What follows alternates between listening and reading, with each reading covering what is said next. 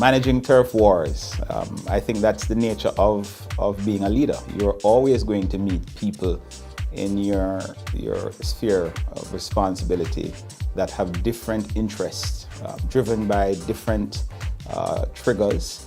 I think it's important that we recognize this and that we try to ensure that there is something in it for everyone. I think the skill of creating partnership is going to be very important. Partnerships is going to be very important in this particular scenario. In this way, you are able to ensure that you are leveraging these partnerships where someone sees, or the different turf sees, that they're getting something out of it, but at the same time, they're giving up something. And as a leader, I try to focus on that a lot. I try to find out what is the interest of each party, whether it is within the institution itself or outside of the institution, and to see where I can meet them along the way. I've found that certainly in my area of disaster risk management that there are a number of players and stakeholders all seeking to advance their brand, their own ideas, their own interests.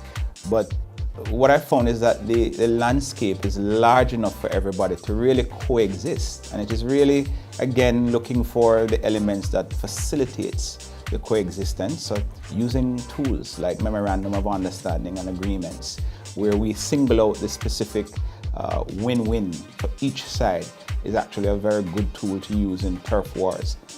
However, you will find that in some instances, especially at the local level within organizations, that transformation takes a little bit longer to deal with, because again, persons are more concerned about how the change will impact them.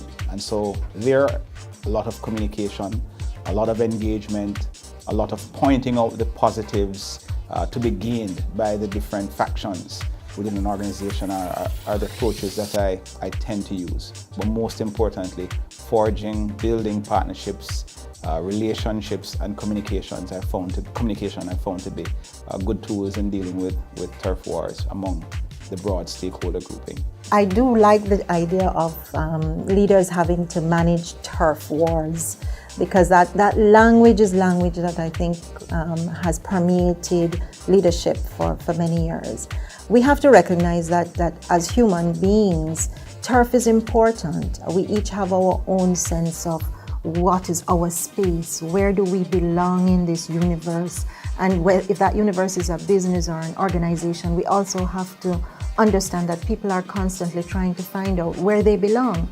So as leaders, if we realize that everybody needs to understand where they belong, it's not a matter of turf, it's really a matter of what space can I contribute to. And if others tend to trespass on that space, we will react. And that's how we are as human beings. As human beings, if somebody comes too close to us within our comfort distance, we're going to step back. And similarly within an organization, if we feel that our space is not being respected, it's not being honored, then we will tend to develop what I call turf wars. Some research that I did personally showed that it's more than just wars or people protecting their little empires. It is that we have to respect people's boundaries. We have to be respectful of the boundaries of their roles. Many times there is lack of role clarity in an organization, so people are really always trying to do their best, but not aware of when they're stepping on someone else's role. We're all guilty of that. So I think one way as a leader to manage it is to make sure that your entire team is really as clear as possible, because there is no perfection, but as clear as possible, what are their roles?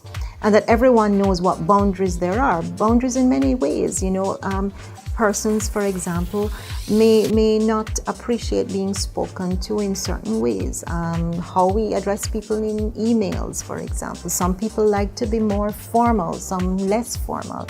And as leaders, we have to be very flexible to know in our teams who is the person that is particularly sensitive to a particular thing, you know, and we really have to be multiply aware of our team so that we can avoid as much as possible the turf wars, but really I would say so that we can develop an environment of respect for each other's role and each other's boundary within the organization.